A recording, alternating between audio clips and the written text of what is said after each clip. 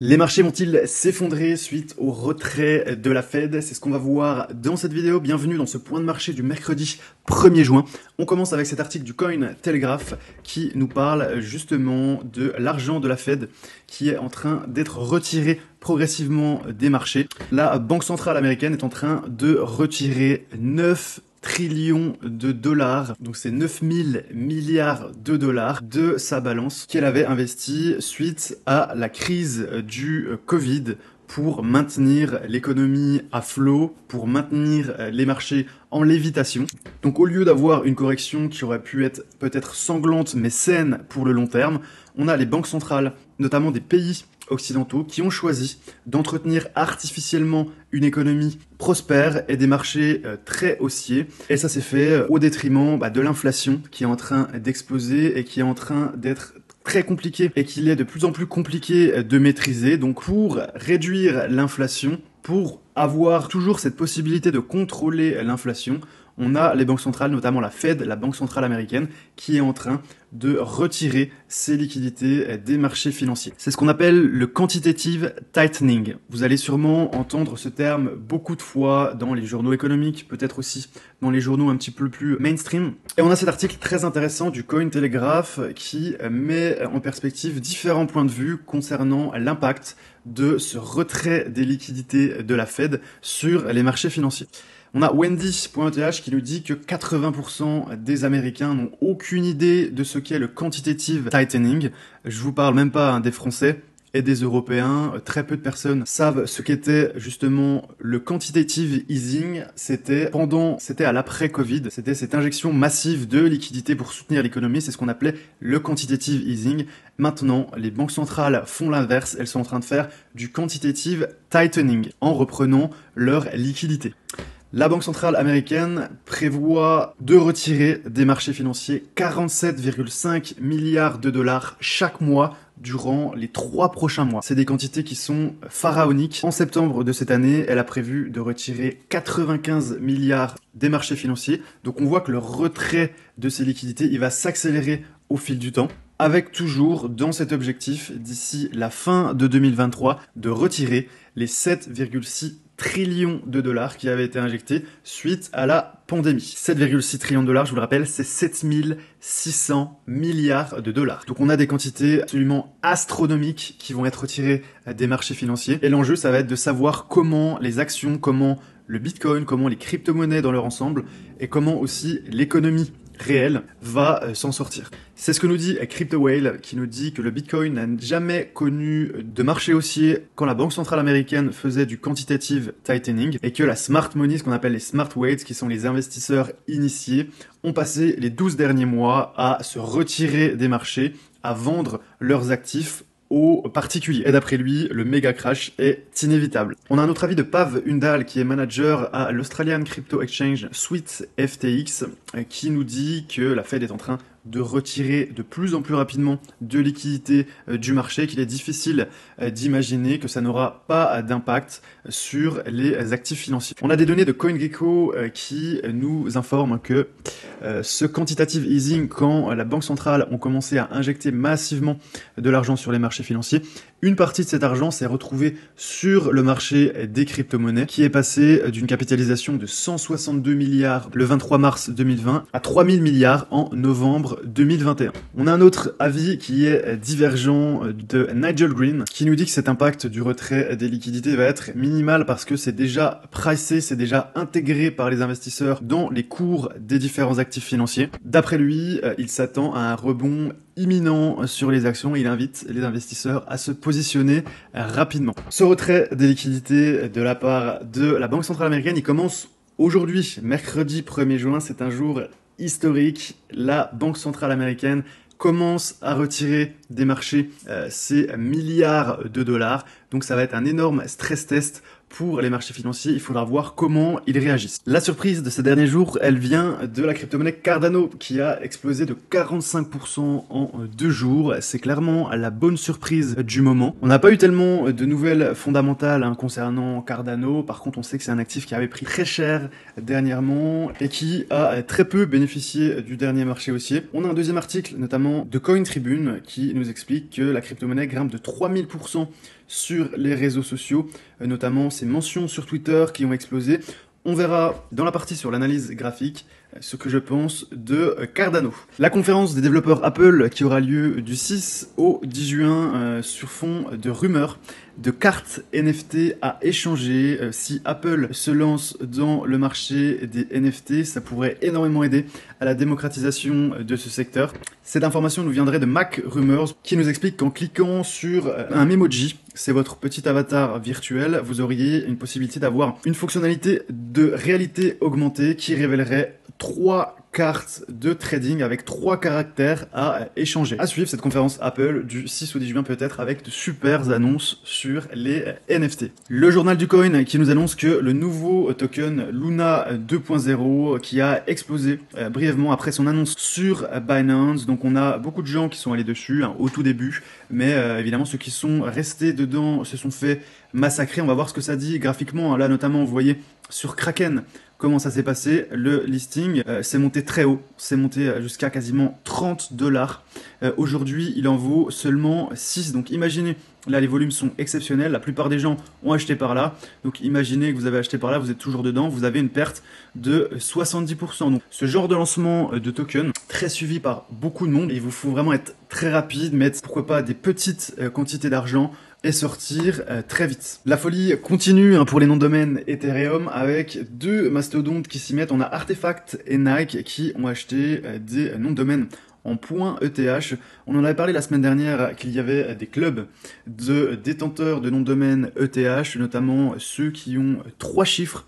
On avait eu le 555.eth qui s'était vendu pour 55 ETH. Ça continue ces achats avec ces grosses marques qui s'y mettent. On a Nike donc qui aurait acheté 9 noms de domaine pour son partenariat. On se rappelle que Nike avait racheté Artefact qui est un développeur de NFT très connu, notamment de chaussures et de métaverse. Rien que depuis le mois de mai, ce sont 300 000 noms de domaine en ETH qui ont été enregistrés, soit 2 fois plus qu'au mois d'avril. Allez, on revient au Bitcoin avec cet article de Coin Tribune qui se demande si le bottom est derrière nous.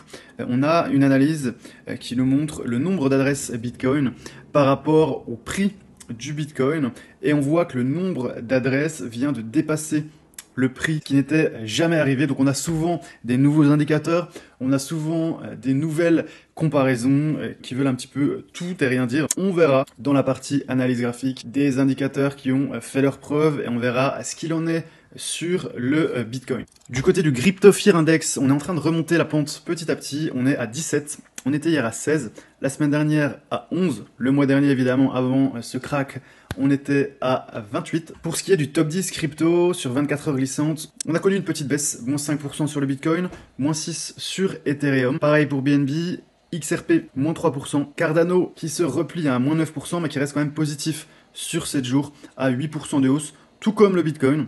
Ce sont les seuls du top 10 à être dans le vert sur 7 jours glissants. Moins 8 pour Solana et moins 4 pour le Dogecoin, qui reste étonnamment assez stable sur 7 jours, le Dogecoin. Graphiquement, voilà ce que ça donne sur le Bitcoin. On est en train d'avorter le breakout qu'on avait eu. C'était le 30 mai. On avait cassé cette résistance. On a fait un petit doji. Donc en général, ça signale un essoufflement de la hausse.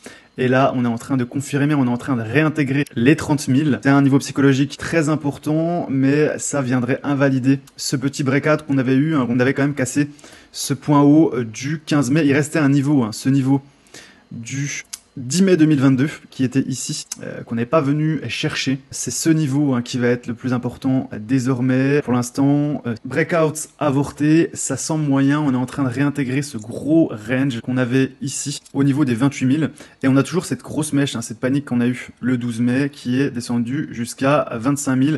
Qui pourrait nous protéger en cas de chute. Sur Ethereum, c'est encore pire, parce que je vous ai dit en ce début de semaine que Ethereum était à la traîne. On n'a pas cassé de résistance sur Ethereum, on a eu une sale semaine. Et là, on voit qu'on a 2 belles bougies rouges.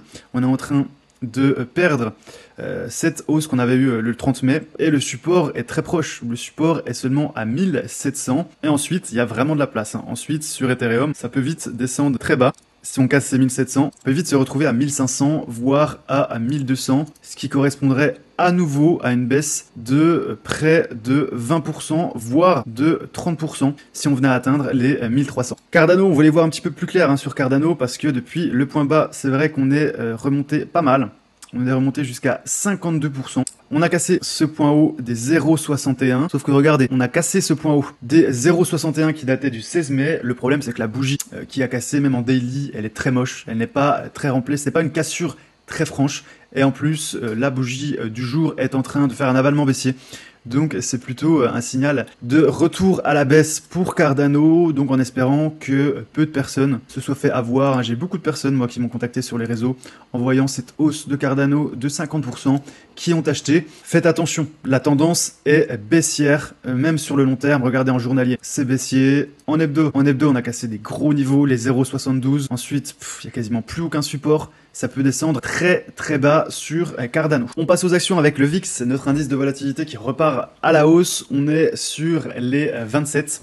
La volatilité reprend. On a notamment à la une de Bloomberg cette interview de Jamie Dimon, qui est le CEO de JP Morgan, c'est l'une des plus grosses banques d'investissement du monde, et qui déclare qu'il est en train de se préparer et de préparer ses clients à un ouragan. Quel est cet ouragan d'après lui? Cet ouragan, c'est le défi que s'est lancé la Réserve fédérale, la Banque centrale américaine, pour maîtriser l'inflation. Parce que d'après lui, les marchés estiment que la Banque centrale américaine est toujours en capacité de redresser l'inflation, de la maîtriser. Donc pour l'instant, tout va bien, même malgré cette correction de plus de 20% sur les marchés actions, même malgré cette grosse correction également sur les cryptos. D'après lui, tout va bien sur les marchés parce que les investisseurs pensent que la banque centrale maîtrise encore le jeu. Et c'est dans le cas de figure où la banque centrale n'arriverait pas à maîtriser l'inflation que les marchés pourraient paniquer d'après lui, et c'est à ce moment-là qu'on aurait un ouragan financier, donc le patron de JP Morgan, très négatif. Mais il est vrai que si on avait un épisode inflationniste comme on l'a eu en Occident dans les années 80 avec